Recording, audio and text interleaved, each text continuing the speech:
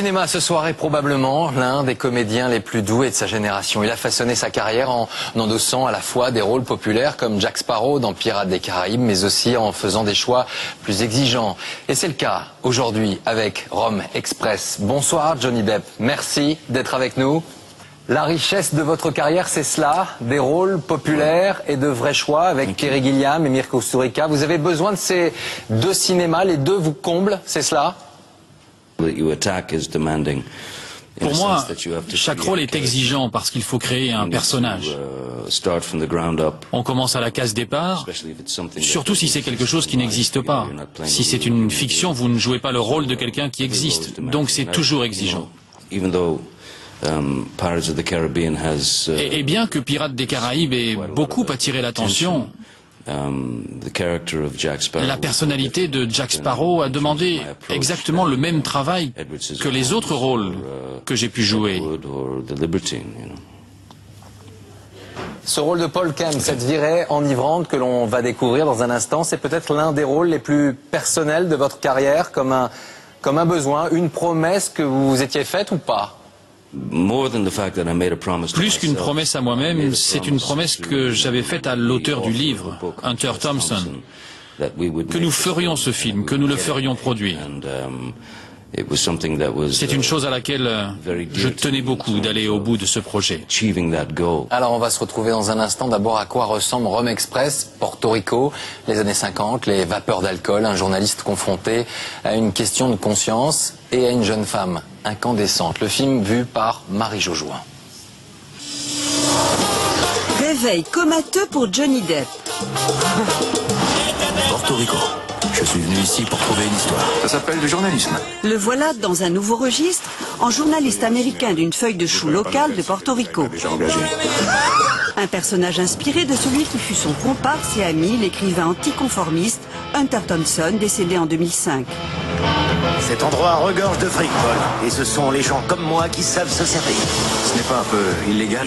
Une virée de dingue dans le Porto Rico des années 60, au menu corruption, alcool et poulet rôti. Restait à trouver un réalisateur assez fou pour diriger ce scénario déjanté. Johnny Depp a harcelé Bruce Robinson. Il n'arrêtait pas de m'appeler. Tu vas le faire, tu vas le faire. Non, Johnny. Si, tu vas le faire. Et finalement, j'ai été touché par la confiance qu'il me faisait.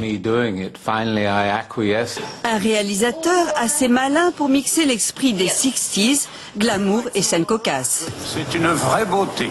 Je ne faisais que regarder le bateau. Oui, on est tous montés dessus. C'est une merveilleuse expérience. Les années 60, c'était une époque vraiment spéciale, incroyable.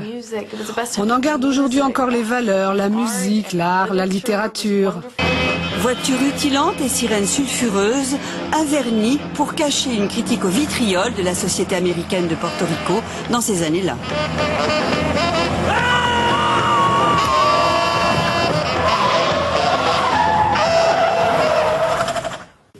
Et on retrouve donc Johnny Depp. Qu'est-ce que voulait décrire dans ce roman Hunter Thompson? Qu'est-ce qui vous a très vite finalement fasciné également dans cette histoire-là? Ce qui était fascinant, c'est qu'en fait, ce roman a été découvert un peu par accident.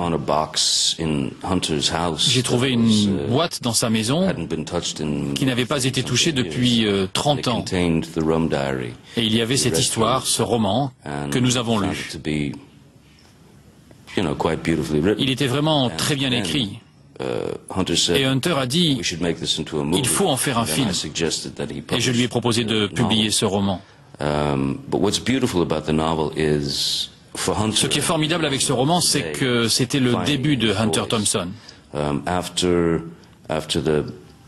C'est là qu'il a trouvé sa voie, véritablement, après la débâcle de Cuba. Est-il vrai que sur le tournage, vous avez souhaité qu'il y ait un fauteuil, une chaise à son nom, une bouteille de whisky ou encore un paquet de cigarettes? C'est un symbole fort? Oui, j'aimais beaucoup Hunter. Je l'aime encore. J'entends toujours sa voix, il est toujours près de moi à chaque moment. Quand nous avons réalisé le film, j'ai senti qu'il était juste que je donne à mon associé, Hunter Thompson, une chaise avec son nom, un script avec son nom, une bouteille de whisky et un verre avec des glaçons. Pour moi, pour lui, pour que nous puissions dire que son esprit était là auprès de nous, tout le temps. Comme un espèce de rituel. Ça a commencé par Bruce Robinson et moi. Nous mettions nos doigts dans le verre et nous le mettions ensuite sur le cou. Et à la fin, toute l'équipe le faisait. Et Hunter était avec nous. Johnny Depp, vous aimez toujours autant ce qui est de guingois dans la vie, les personnages de guingois, un peu bancal. J'utilise ce mot car je sais que c'est l'un des mots que vous préférez dans la langue française. Oui, on a besoin de ce côté de guingois. C'est nécessaire.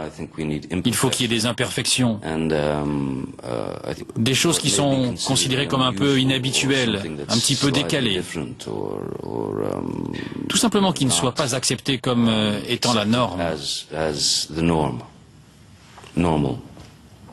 Une dernière question, peut-être en français. Vous aimez toujours autant la France, Paris, le Sud, le bon vin. Est-ce que vous allez finir un jour comme un viticulteur, tranquillement, ici en France? C'est une belle idée ou pas du tout? Oui, si le gouvernement me laissait avoir des vignes, eh bien, je prends.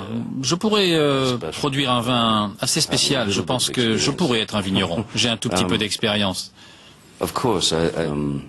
Quand je suis en France, je ressens toujours quelque chose de spécial, de très poétique et je savoure la chose tous les jours.